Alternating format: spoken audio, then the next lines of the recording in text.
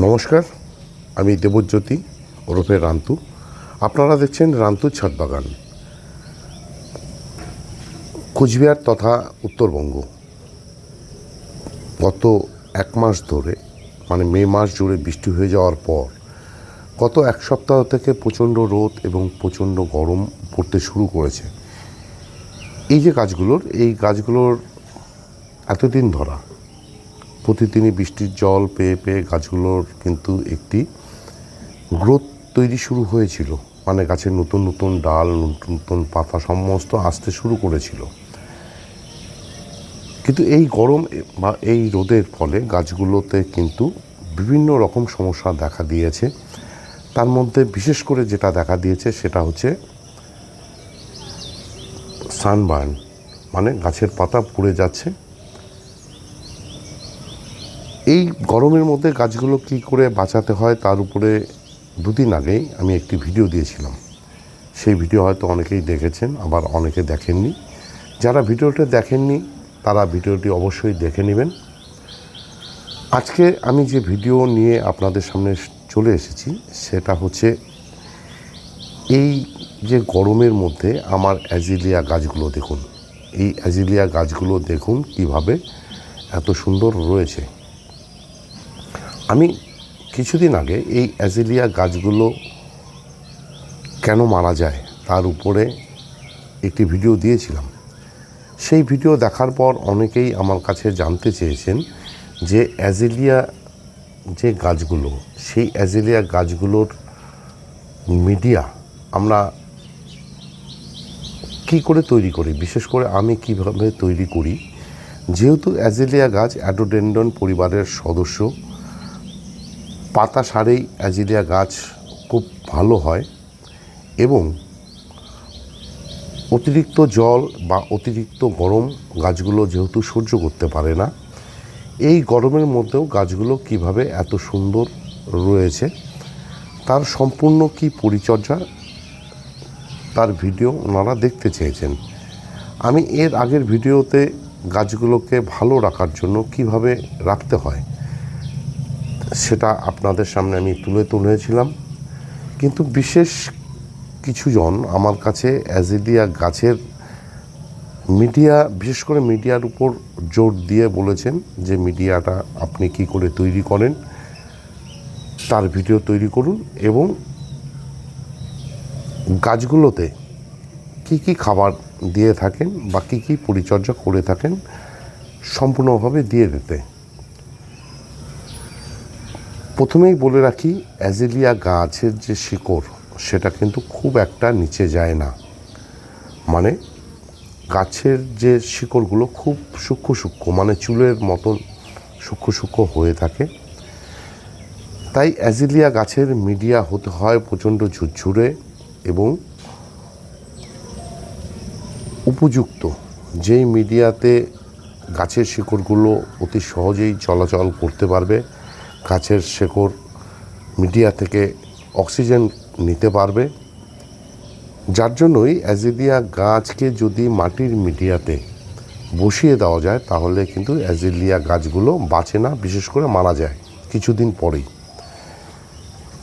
কিন্তু অ্যাজিলিয়া গাছগুলোকে ভালো রাখতে গেলে হয় আপনাদেরকে পাতা পচা সারে গাছগুলোকে রাখতে হবে, নয়তো রাখতে হবে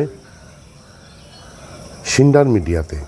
আমি আমার গাছগুলো কিন্তু সিন্ডার মিডিয়াতে তৈরি করে নিয়েছি, বা গাছগুলো কিন্তু আমার সিন্ডার মিডিয়াতে বসানো রয়েছে এবং গাছগুলোর যে টব সবগুলো কিন্তু 6 ইঞ্চি মাটির টবে বসানো রয়েছে। আমার কাছে বর্তমানে 2টো অ্যাজিলিয়ার চারা রয়েছে। এই অ্যাজিলিয়া চারাগুলো কিন্তু আমি গত বছর ডিসেম্বর মাসে গাছের চারাগুলো নিয়ে এসেছিলাম। আমি কিন্তু গাছগুলোকে রিপোর্ট করিনি, এই সেপ্টেম্বর মাসে এই গাছগুলোকে রিপোর্ট করব। এবং দেখুন গাছের যে মিডিয়া, সেই মিডিয়াটা কিন্তু সম্পূর্ণ পাতা পচা সারেই রয়েছে। আমি যখন এই গাছের মিডিয়াতে গাছটিকে বসাবো সে সময় ছোট্ট একটি মাটির 6 ইঞ্চি টব নিয়ে নেব। সেই টবের যে ফুটোটি রয়েছে মানে হোলটি রয়েছে তার উপরে একটি খোলামকুচি দিয়ে তার মধ্যে সেন্ডার দিয়ে দেব এবং সেন্ডারের সাইজ 2 থেকে 2.4 মাপের যে সেন্ডার, সেই সেন্ডার দিয়ে কিন্তু গাছগুলো বসাবো। এবার খোলামকুচি দিয়ে দেওয়ার পর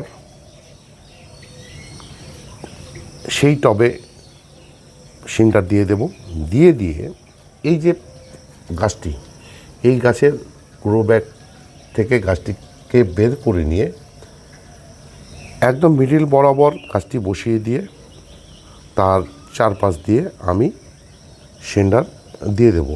দিয়ে গাছটিতে আমি ভরপুর জল দিয়ে ছায়াযুক্ত স্থানে রেখে দেব।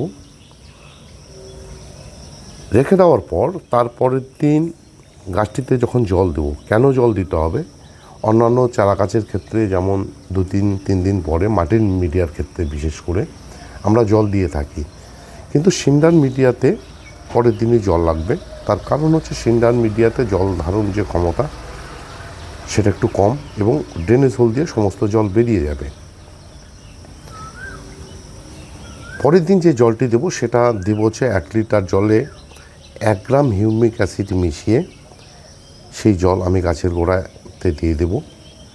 দিয়ে দেওয়ার পরের দিন আমি যে কোনো একটি ফাঙ্গিসাইড মিশ্রিত জল 1 লিটার জলে 1 গ্রাম মিশিয়ে ঠিক ওইভাবে গাছের গোড়াতে দিয়ে দেব। দিয়ে দেওয়ার পর প্রতিদিনই চলবে জল দেওয়া, কারণ জল দেওয়া দিতে হবে এই কারণে যেহেতু সিন্ডার মিডিয়াতে জল ধারণ ক্ষমতাটা কম। 1 সপ্তাহ পেরিয়ে গেলে তখন আমি প্রতি সপ্তাহে এই যে অ্যাজিলিয়া গাছগুলোতে 12-61-0 1 লিটার জলে মিশিয়ে গাছগুলোতে দিতে থাকি এবং সেই দাওয়াটা চলে প্রায় 1 মাস জুড়ে। সেই সময় গাছের নতুন কচি পাতা, নতুন ডাল আস্তে আস্তে শুরু করে। তারপর আমি শুরু করি প্রতি সপ্তাহে 1 দিন করে ব্যালেন্স এমপিকে দেওয়া গাছগুলোতে। অ্যাজিলিয়া গাছগুলো যেহেতু সিন্ডার মিডিয়াতে, সুতরাং রাসায়নিক খাবার দিয়ে যদি গাছগুলোকে তৈরি করা যায় বা এই গাছগুলোতে দেওয়া যায় তাতে কিন্তু গাছগুলোর কোনো রকম সমস্যা হয় না। আর অ্যাজিলিয়া গাছ যেহেতু খুব একটা খাবার পছন্দ করে না, তাই অযথা অ্যাজিলিয়া গাছের গোড়াতে বা অ্যাজিলিয়া গাছের মিডিয়াতে আপনারা যদি অতিরিক্ত জৈব খাবার, সে মিশ্র খাবারই হোক, শস্যের খোল পচা জল হোক, তাহলে কিন্তু গাছের শিকড়ে ফাঙ্গাস লেগে গাছগুলো মারা যাবে এবং গাছগুলোতে সবথেকে বড় যেটা দেখা যায় সেটা হচ্ছে পাতা ফ্যাকাশে হয়ে যায়। এই যে পাতা ফ্যাকাশে হয়ে যায় বা পাতা পুড়তে শুরু করে, সেটা হয় কিন্তু আয়রন ডেফিসিয়েন্সির অভাবে। যার জন্য একদম নিয়ম করে অ্যাজিলিয়া গাছগুলোতে মাসে 2 বার করে এপসাম সল্ট এবং মাইক্রোনিউট্রিয়েন্ট গাছগুলোতে স্প্রে করে যেতে হয়। মাইক্রোনিউট্রিয়েন্ট স্প্রে করার ক্ষেত্রে আমি বলবো আপনারা বিশেষ করে অ্যাজিলিয়া গাছের জন্য মোভিমিন বলে যে মাইক্রোনিউট্রিয়েন্টটি পাওয়া যায় সেটা আপনারা দিয়ে দেবেন। তার কারণ হচ্ছে মোভিমিনের মধ্যে আয়রনের পরিমাণ অনেকটাই বেশি থাকে এবং অ্যাজিলিয়া গাছগুলোতে তার যে মিডিয়ার পিএইচ লেভেল কিন্তু সবসময় 5.5-এর নিচে রাখতে হয়, তবেই অ্যাজিলিয়া গাছ খুব ভালোভাবে তৈরি হয়, ভালোভাবে বাঁচে এবং গাছ ভরে।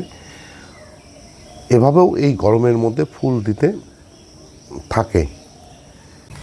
আর অ্যাজিলিয়া গাছগুলোতে যেহেতু ফাঙ্গাসের সমস্যা হয়, যার জন্যই গাছগুলোতে পাতা শুকিয়ে যায়, পাতা পুড়ে যায়, তার জন্য কিন্তু আপনাদেরকে অ্যাজিলিয়া গাছগুলোতে মাসে অন্তত 2 বার করে ফাঙ্গিসাইড গাছগুলোতে স্প্রে করে যেতে হবে। অ্যাজিলিয়া গাছ যেহেতু বৃষ্টি এবং গরম একদমই পছন্দ করে না, সুতরাং অ্যাজিলিয়া গাছগুলোকে এই গ্রীষ্ম বর্ষায় আপনাদেরকে কিন্তু শেড এরিয়াতে এনে রাখতে হবে, যেখানে হয়তো সূর্যের আলো, সকালের যে সূর্যের আলো সেটা পায়, কিন্তু বাতাস এবং আলো সেটা যেন পায়, সেটা আপনাদেরকে দেখতে হবে। এবং গাছগুলো যেন ঠান্ডা থাকে, সেই হিসাবেই আপনাদের অ্যাজিলিয়া গাছগুলোকে রেখে দিতে হবে।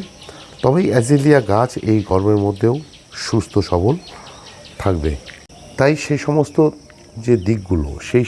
দিকগুলো নিজেরা একটু বিবেচনা করে নিয়ে গাছগুলোকে যদি ঠিক এইভাবে পরিচর্যা করে যান, আশা করি আপনাদের গাছ এই গরমের মধ্যেও সুস্থ সবল, ঠিক এইভাবে সুস্থ সবল থাকবে। এবং গাছগুলোতে কোনো রকম সমস্যা, বিশেষ করে এই যে ডেফিসিয়েন্সি, পাতা ফ্যাকাশে হয়ে যাওয়া, পাতা পুড়ে যাওয়া, পাতার রং বাদামি হয়ে মারা যাওয়া, এসব কিন্তু গাছগুলোতে হবে না। আর অ্যাজিলিয়া গাছে খুব একটা পোকার সমস্যা হয় না, তার জন্য খুব একটা কীটনাশকের প্রয়োজন হয় না। তবে আপনারা যদি সুপার সোনাটা বলে যে কীটনাশকটি রয়েছে, জৈব কীটনাশক, সেটা যদি মাসে 1-2 বার স্প্রে করে দিতে পারেন, তাহলে কিন্তু অ্যাজিলিয়া গাছের জন্য খুবই ভালো। তার কারণ সুপার সোনাটার মধ্যে যেহেতু পিজিআর ফর্মে থাকে, সেই পিজিআর ফর্মে থাকার দরুন গাছগুলো যেমন পোকার হাত থেকে বাঁচবে, ঠিক তেমনই কিন্তু গাছগুলোতে অনেকটাই গ্রোথ চলে আসবে। এই পরিচর্যার মাধ্যমেই কিন্তু আমি আমার যে অ্যাজিলিয়া গাছগুলো, দেখুন অ্যাজিলিয়া গাছগুলো কিন্তু ঠিক এভাবেই তৈরি করে নিয়েছি। এবং আমার যে অ্যাজিলিয়া গাছগুলো কিন্তু ঠিক এভাবেই রয়েছে। এই ছিল আজকের ভিডিওটি যদি ভালো লেগে থাকে তাহলে একটি লাইক দেবেন, কমেন্ট করবেন। আর আমার চ্যানেলটি যদি আপনাদের সাবস্ক্রাইব করা না থাকে, তবে অবশ্যই চ্যানেলটিকে সাবস্ক্রাইব করে নেবেন। সবাইকে অশেষ ধন্যবাদ এবং শুভেচ্ছা জানিয়ে আজকের এই ভিডিও শেষ করছি। সবাই ভালো থাকবেন, সুস্থ থাকবেন, সবুজের সাথে থাকবেন। ধন্যবাদ।